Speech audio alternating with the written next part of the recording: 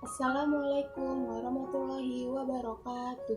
Nama saya Nia Alia Lestari dari kelas 12 IPA 5. Di sini saya akan menjelaskan tentang kebijakan-kebijakan pada masa B.J. Habibie sampai SBY, serta kelebihan dan kelemahannya. Yang pertama ada B.J. Habibie. Kebijakan-kebijakannya yang pertama yaitu mengganti 5 paket undang-undang dan 3 diantaranya diubah agar lebih demokratis. Yang kedua, kebebasan rakyat dalam menyalurkan aspirasi. Yang ketiga, melakukan pencabutan terhadap pemberedelan pers. Yang keempat, merekapitulasi perbankan dan menurunkan inflasi. Yang kelima, merekonstruksi perekonomian nasional. Yang keenam, melikuidasi bank-bank bermasalah. Yang kedua, ada Abdurrahman Wahid atau yang biasa dikenal sebagai Gus Dur. Kebijakan-kebijakannya yaitu 1. Memisahkan TNI dengan Polri. Yang kedua, membubarkan Departemen Penerangan dan Departemen Sosial karena tak bekerja dengan baik. Yang ketiga, mengganti nama Irian Jaya menjadi Papua. Yang keempat, melawan tekanan IMF.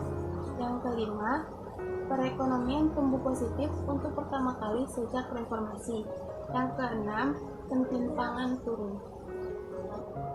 Kelebihan pada masa pemerintahan Abdurrahman Wahid atau Gus Dur yang pertama, memberi kebebasan seluas-luasnya kepada setiap suku, terutama Tionghoa yang notabene-nya banyak terkecimpung di bidang ekonomi dengan seluas-luasnya. Yang kedua, berani bersikap dan tegas juga pada sektor-sektor ekonomi.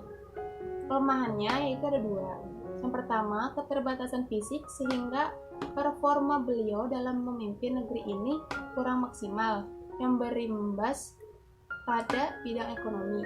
Yang kedua, seringnya melakukan perjalanan luar negeri sehingga dianggap menghaburkan APBN.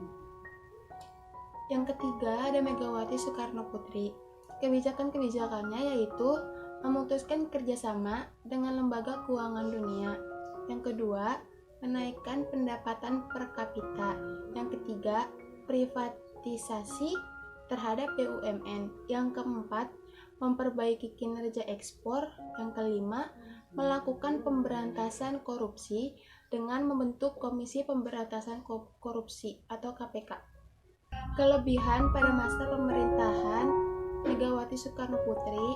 Yang pertama, menstabilkan fundament ekonomi makro meliputi inflasi, BI rate, pertumbuhan ekonomi, kurs rupiah terhadap dolar, angka kemiskinan. Yang kedua, mulai melakukan pemberantasan KKN. Yang ketiga, menyehatkan perbankan nasional yang kolaps terhadap krisis ekonomi 1998. Yang keempat, Indonesia berhasil keluar dari IMF pada tahun 2003 yang menandakan Indonesia sudah keluar dari krisis ekonomi yang terjadi sejak tahun 1998 dan Indonesia yang lebih mandiri. Kelemahannya ada 3, yaitu yang pertama, kurangnya pemahaman dalam bidang ekonomi sehingga keputusan yang diambil tidak berpihak kepada rakyat. Yang kedua, terdapat kepentingan ekonomi dan politik di belakang pemerintahannya. Yang ketiga, dianggap gagal melaksanakan agenda reformasi dan tidak mampu mengatasi krisis bangsa. Dan yang keempat, ada Susilo Bambang Yudhoyono atau SBY. Kebijakan-kebijakannya yang pertama yaitu melakukan penjadwalan pembayaran utang ke luar negeri. Yang kedua, meningkatkan volume ekspor dan impor. Yang ketiga, mengurangi subsidi BBM dengan jalan menaikkan harga BBM dan gas. Yang keempat, memperpanjang status darurat sipil dan mengadakan perundingan damai dengan GAM. Kelebihan pada masa pemerintahan Susilo Bambang Yudhoyono atau SBY. Yang pertama, menaikkan gaji pegawai pemerintahan sehingga semakin makmur. Yang kedua, pro terhadap pemberantasan korupsi dengan dibentuknya KPK. Yang ketiga, terjadi swasembada beras.